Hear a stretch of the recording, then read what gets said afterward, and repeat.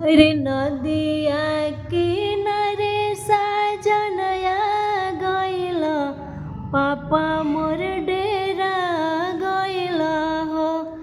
एक त डेरैन कवन पापा घर में लुका गइल हो।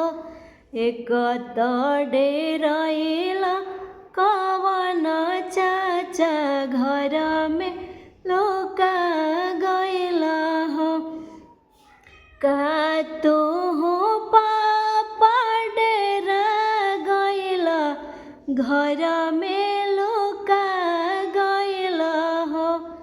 दुआरे सजन भइन खाड़ायंग रेजी बाजा बाजेला हो।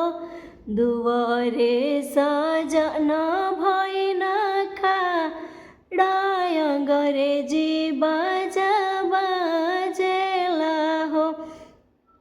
का तू चाचा डेरा गइल घर में लुका गइल हो। दुआरे सजन भइन खाड़ अंग्रेजी बाजा बाजेला हो।